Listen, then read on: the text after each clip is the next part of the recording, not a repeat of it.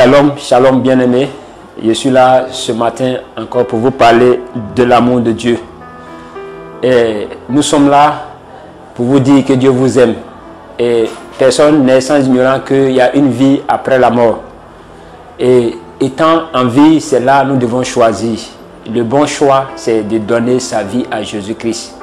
Raison pour laquelle je vous invite à lire avec moi dans le livre de Romains 10, verset 9.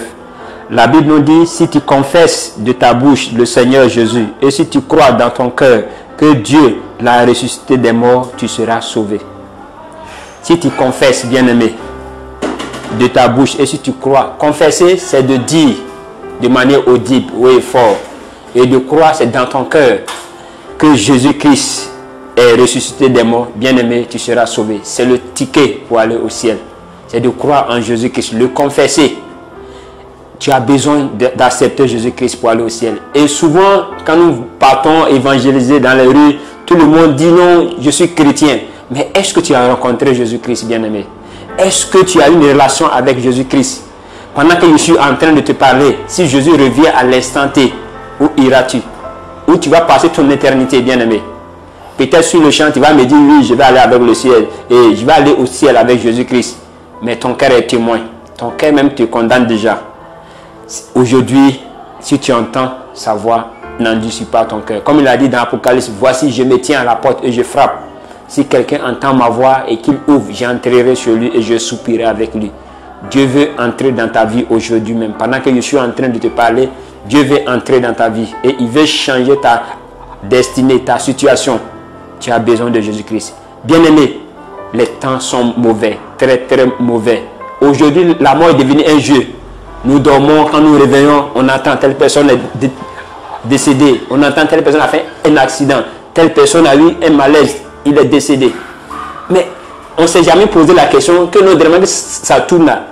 Demain, ça peut être moi. Non, on est là, on est préoccupé par l'argent, par les désirs de ce monde. Bien-aimé, nous allons partir pour laisser toutes ces choses. Nous allons partir pour laisser toutes ces choses. Tu as besoin de Jésus-Christ. Jésus t'aime beaucoup. Tu es très important aux yeux de Dieu. Et tu as de la valeur aux yeux de Dieu. Quel que soit ce que les hommes disent de toi, quel que soit ce que les gens pensent de toi, sache que tu as de la valeur aux yeux de Dieu. Et tu es très important aux yeux de Dieu. Dieu t'aime, quel que soit ce que tu as vécu. Dieu t'aime, quel que soit dans le péché où tu étais. Dieu t'aime. Peut-être tu te dis non, mais moi, le crime que j'ai commis là, est-ce que Dieu est prêt à me pardonner? Bien-aimé, Dieu est prêt à te pardonner. Tout ce que te demande, c'est de lui donner ton cœur.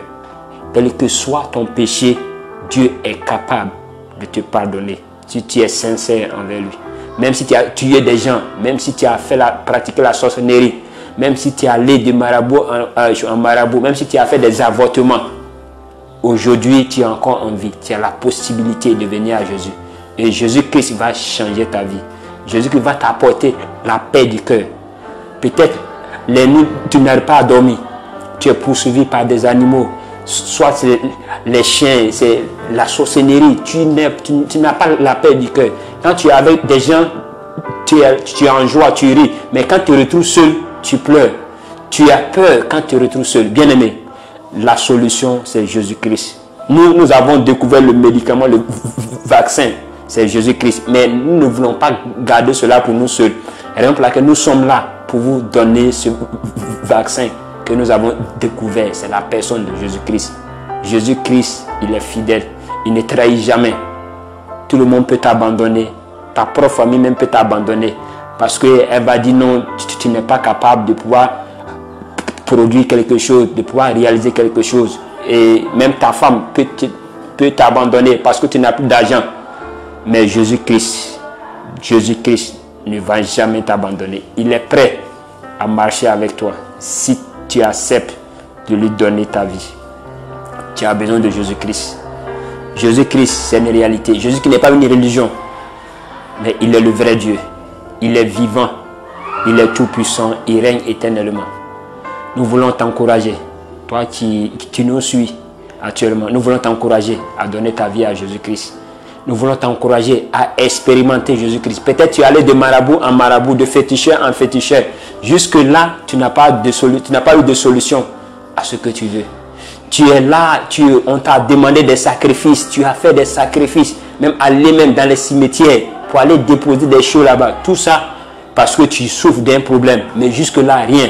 Bien-aimé, je t'invite à venir essayer mon Jésus-Christ.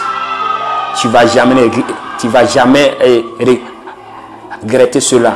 Il s'appelle Jésus-Christ, le fidèle des fidèles, le ressuscité, tout puissant. Il est le Dieu réel. Je t'invite à l'essayer. Viens, nous on l'a expérimenté. Si tu vois aujourd'hui nous sommes devant toi pour te parler de ce Jésus-là, c'est parce que nous on l'a expérimenté et on a vu, on a entendu, on a vu, on a expérimenté, on a vu que non, il est le meilleur des meilleurs. Dieu t'appelle. Dieu t'appelle. Aujourd'hui t'appartient, mais demain ne t'appartient pas. Demain c'est un autre jour. On ne sait pas ce qui nous attend demain. On peut mourir à n'importe quel moment. Même étant enfant, jeune, vieux, adulte, on peut mourir à n'importe quel moment. L'argent, tu es préoccupé à courir derrière l'argent. Un bon matin, tu vas laisser l'argent. Mais où iras-tu? Où passeras-tu ton éternité? C'est la plus grande question. Nous devons être motivés par l'essentiel. L'essentiel, c'est Jésus-Christ de Nazareth, bien-aimé. Nous voulons vous inviter à venir à Jésus-Christ. Aujourd'hui, le monde nous montre beaucoup de choses et nous sommes attirés par les plaisirs de ce monde. L'ennemi veut nous distraire en nous faisant croire que non, le meilleur se trouve dans les boîtes de nuit, le meilleur se trouve dans les femmes, dans la boisson. Non, bien-aimé, l'ennemi c'est un menteur. Satan c'est un menteur. Le meilleur se trouve en Jésus. Le meilleur se trouve en Jésus. Et Jésus-Christ est le meilleur des meilleurs. Il est la vie. Il est tout pour nous. Et nous voulons t'inviter à venir à Jésus-Christ.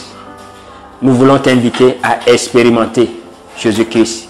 Peut-être tu vas me dire que non, tu vas à l'église. C'est bien, c'est déjà bon. Mais est-ce que tu as une intimité avec le Seigneur? Est-ce que tu as expérimenté la nouvelle naissance? La nouvelle naissance. Quand tu es en Christ, dans 1 Corinthiens 5, verset 17, quand tu es en Christ, tu deviens une nouvelle créature. Les choses anciennes sont passées et voilà, toutes choses sont devenues nouvelles.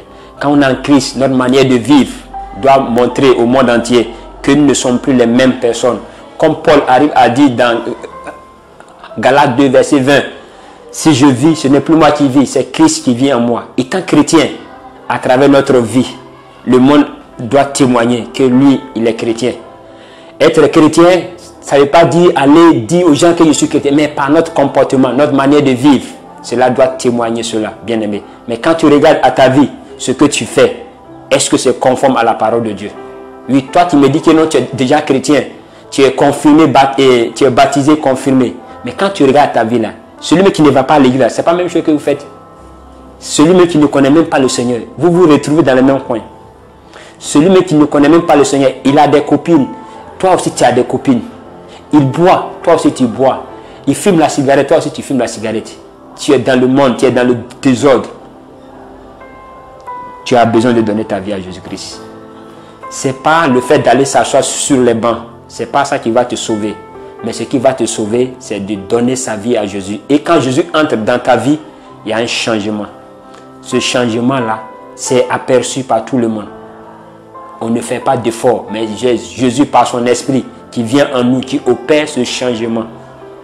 Et nous devons faire très attention en tant que chrétiens. Nous qui avons donné notre vie déjà au Seigneur Jésus-Christ. Jésus-Christ nous a interpellés par cette parabole où il a donné l'exemple sur les 10 vierges qui partaient à la rencontre de l'époux. Il a dit 10 vierges partaient à la rencontre de l'époux et parmi ces 10, il y avait 5 sages et 5 folles. Et cela devait nous interpeller. Les 10 vierges ici représentent l'église. Tout le monde va à l'église. Matin, midi, soir, on se lève, on dit on va à l'église. Tout le monde, l'église représente les 10 vierges. Mais dans les 10, la Bible nous dit qu'il y a 5 sages. Celles qui ont gardé les lampes allumées. Et il y a 5 folles qui n'ont pas pu garder les lampes allumées.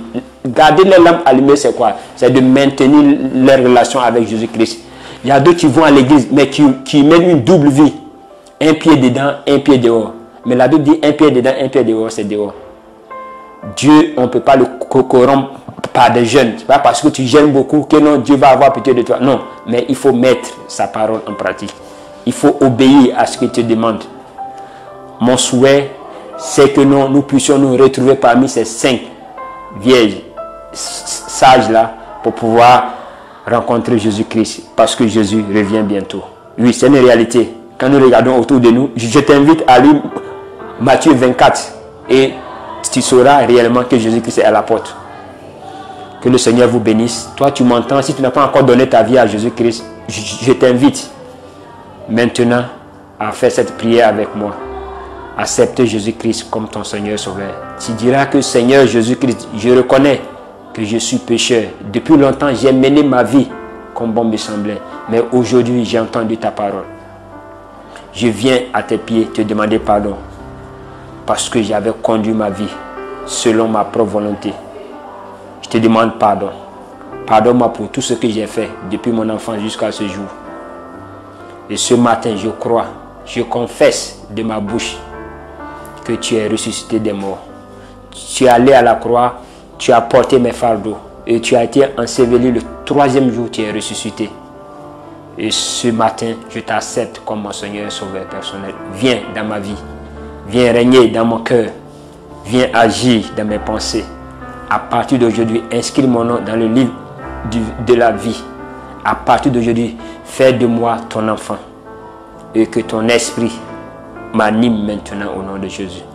Et que à partir d'aujourd'hui, que ce ne soit plus moi qui conduis ma vie, mais que ça soit toi, par ton esprit, qui dirige ma vie selon ta volonté. Merci Seigneur. Si tu as fait cette prière, crois que le Seigneur est rentré dans ton cœur. Parce que Jésus-Christ est fidèle. Ce qu'il sa bouche dit, sa main l'accomplit. Si tu es malade, oui, tu viens à Jésus-Christ. Jésus-Christ va te guérir. Mais au-delà de la guérison, Jésus-Christ veut sauver ton âme. Parce que le plus important pour Dieu, c'est notre âme. Et quand Dieu sauve notre âme, au-delà, il nous accorde le reste. Comme il a dit dans Matthieu 6, verset 33, il dit, cherchez d'abord premièrement le royaume des cieux et sa justice. Après tout vous sera donné par-dessus. On ne vient pas à Jésus-Christ pour obtenir le mariage. On ne vient pas à Jésus-Christ pour avoir le voyage, le visa. On ne vient pas à Jésus-Christ parce que nous, on est malade, on veut être guéri. Oui, c'est bon. Mais le plus important, c'est qu'on vient à Jésus-Christ pour être sauvé. Et quand on est sauvé, Dieu prend soin de nous. Toutes ces choses viendront après. Et Dieu est censé prendre soin de nous parce qu'il est notre Père. Que le Seigneur vous bénisse. N'oubliez jamais cette phrase-là. Jésus vous aime. Quel que soit votre rang social, quel que soit votre compte en banque, quel que soit ce que les gens disent de vous, Jésus vous aime beaucoup trop. Cette phrase, ne l'oublie jamais. Même si c'est dur, c'est compliqué, retiens cette phrase que Jésus t'aime beaucoup. Et il t'aimera toujours. Si tu es encore en vie, c'est parce qu'il veut te sauver. Il y a des personnes qui n'ont pas eu cette opportunité de pouvoir entendre la parole de Dieu et ils sont morts. Et malheureusement, ils ne vont pas aller au paradis. Mais toi, Dieu t'a Dieu t'a donné cette possibilité d'entendre sa voix aujourd'hui. N'endurcis pas ton cœur. Que le Seigneur te bénisse. Je prie maintenant au nom de Jésus. Que tout ce qui est maladie dans ton corps, tout ce qui est influence ténébreuse dans ton corps, dans le nom puissant de Jésus, ce Jésus que nous prêchons, j'ordonne à ces esprits malins maintenant de libérer ta vie au nom de Jésus-Christ. Ma prière ce matin, que le Seigneur se révèle à toi pendant que tu seras sur ton lit, que par la puissance du Saint-Esprit, que le Seigneur ouvre tes yeux spirituels, afin que tu puisses voir la grandeur, la largeur, la profondeur, la hauteur de l'amour de Dieu pour toi. Que le Seigneur te bénisse. Shalom, shalom, shalom.